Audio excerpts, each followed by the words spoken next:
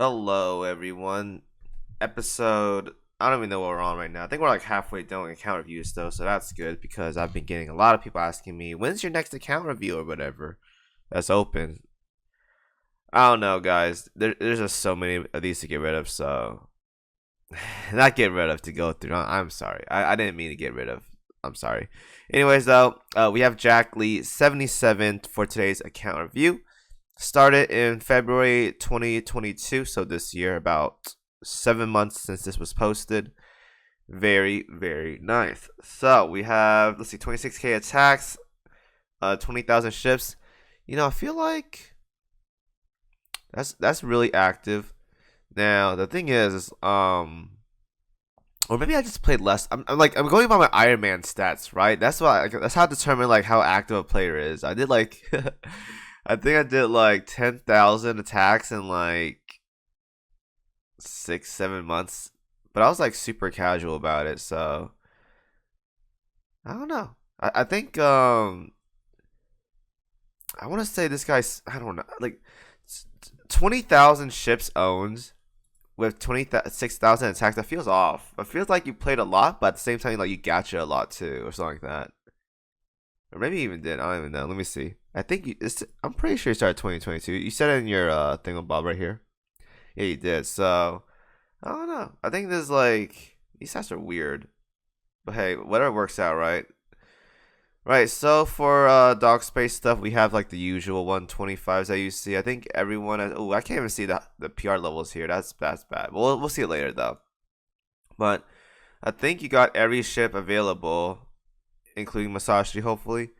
That for UR ships that came out. Let's see. We have Kronstadt, which is here at the bottom.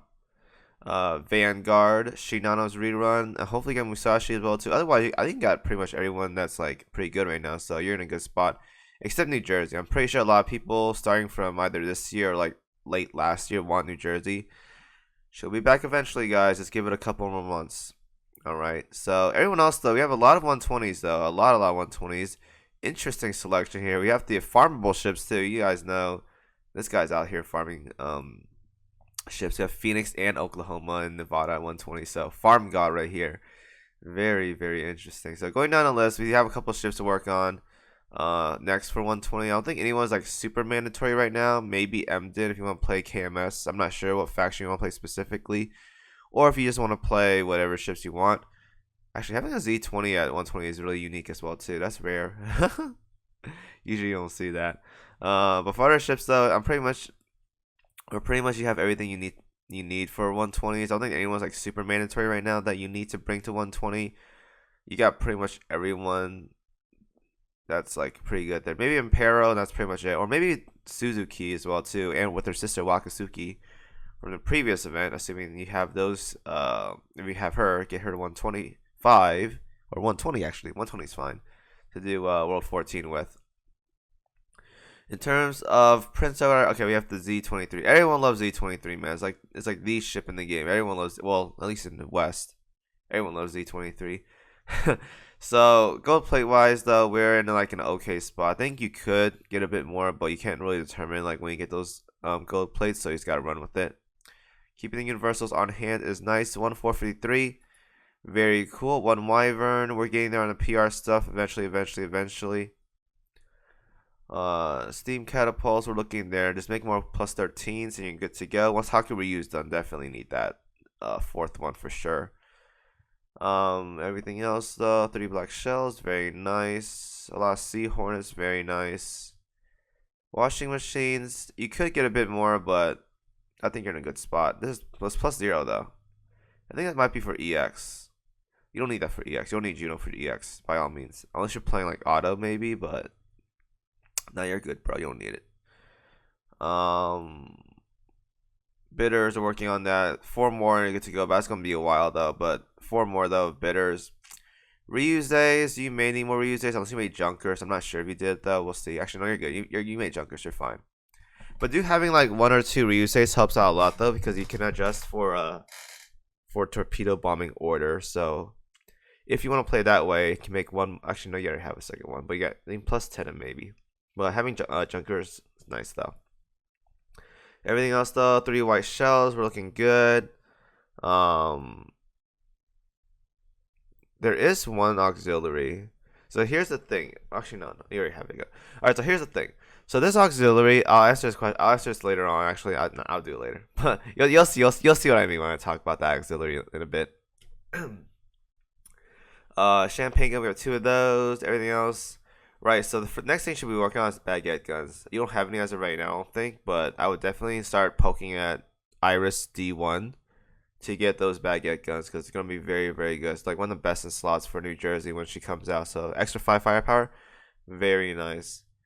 Now in terms of gear though, I don't think you need to make anything important. Maybe those two AP rockets definitely that you have to make these things.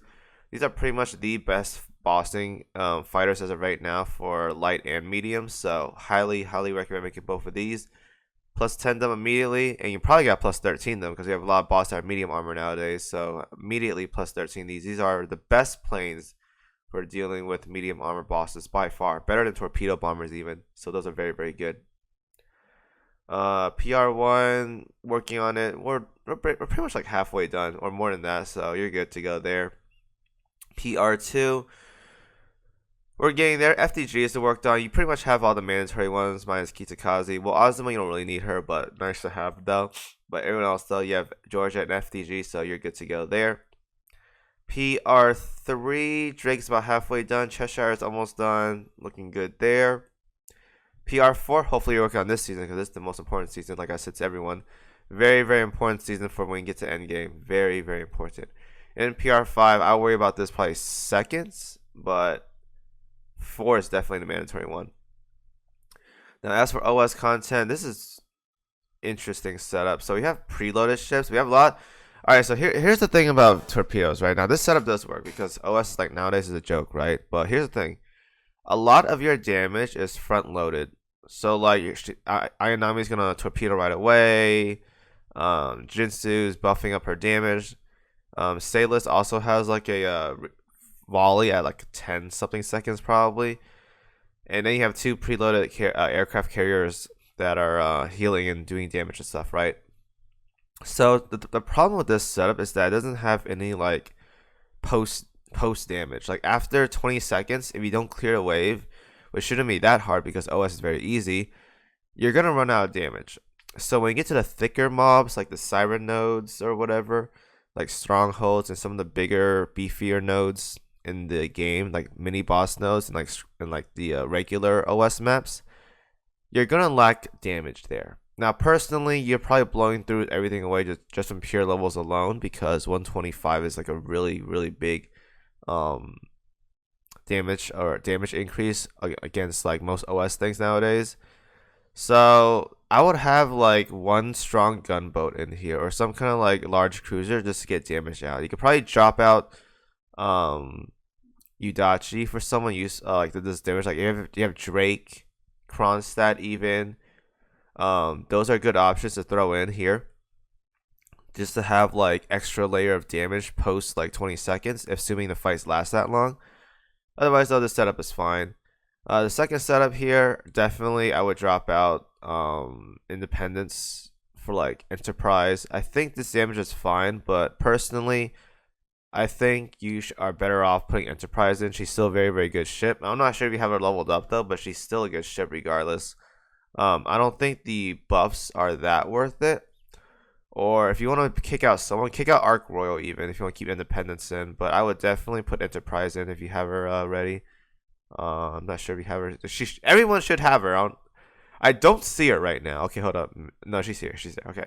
Enterprise though, I would definitely put her in. She's still a good ship. I would kick out probably Independence and put Independence in like one of the other fleets over here for the cross buff or whatever.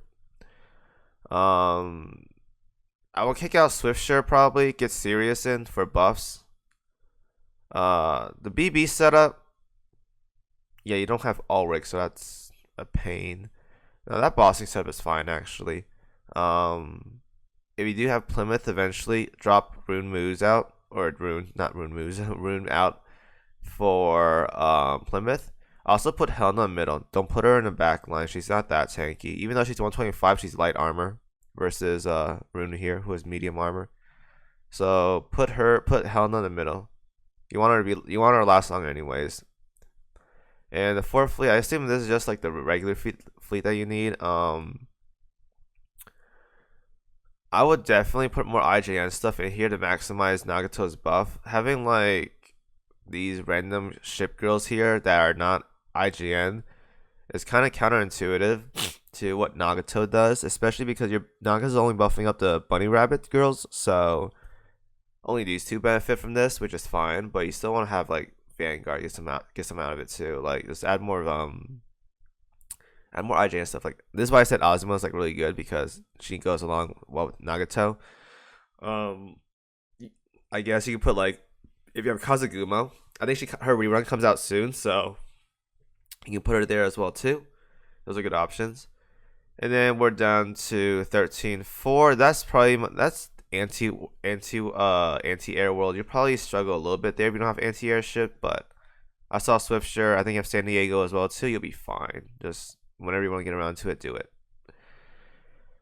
And now we have the questions. So the first question is, I am Kamachara. Would I like to clear EX events primarily just Helena, Kashino, some kind of buffers, and then just slam all your damage onto the target.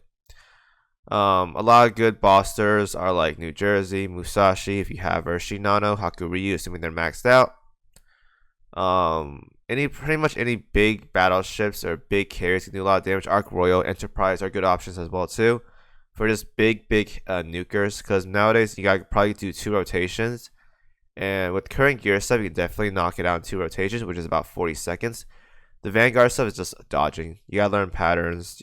If you guys aren't comfortable with doing EX stuff, just sit in the bottom left corner of the map and just move accordingly against the wall. And you can just dodge things like very, very easily there instead of just dodging in the water, which is like not recommended for unexperienced players. First question. I often hear you say PR3, PR4 gear is good. Which ones are they? So, assuming I have it pulled up, I may have it pulled up. Research Academy, probably. Or just research. Alright, so... Oh, Lord. I have to, I'm gonna zoom this out because you guys can't see that well. This is, like, terrible, by the way. I apologize. I don't want to move my screen. Right, let me do it this way. Alright, we're gonna copy-paste that. We're gonna do this. Do that. Pull this out. And then... Alright, that didn't work. Alright, whatever. So anyways, though, I'll just cover it up. So basically, they have the large cruiser gun right here, which is the E-Girl gun. So this is the bottom left corner. You guys can't see it again. It's the large cruiser gun, like all the way over here on the map. Actually, I have a better idea. Alright, so we're gonna do paints. We're gonna open paint.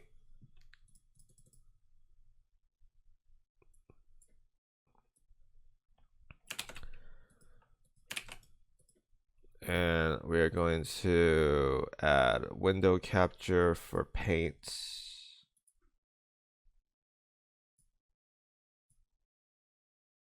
All right, perfect. So, right, this is horrible resolution, but whatever. So, PR3 gear, here are like, I'm not going to talk about them too much because I've talked about them so many times and I'm making a series right now in terms of gear for them. I'll circle basically the best ones you want. So this one's good here. This one's all right here. This is good for farming. This is good for pretty much everything, bossing, everything nowadays. There's many ways to get this, but there's also a fine gun right here. Good anti-air, decent anti-air. Washing machine, fire control radars are definitely good. PR4, this is good right here for E-Girl and pretty much any large cruiser for medium content. This is only pretty much good for New Jersey, so that's good. Or let's keep it like in a medium for now, but that's pretty much good for New Jersey if you need Vanguard. This is very, very good. This is also very, very good. This is situational right here. I'm not a big fan of it, but you can use it if you want. I'll give it a square. I'm not a big fan of it, but we'll use it. Good anti-air. Pretty good anti-air. This is good. This is good.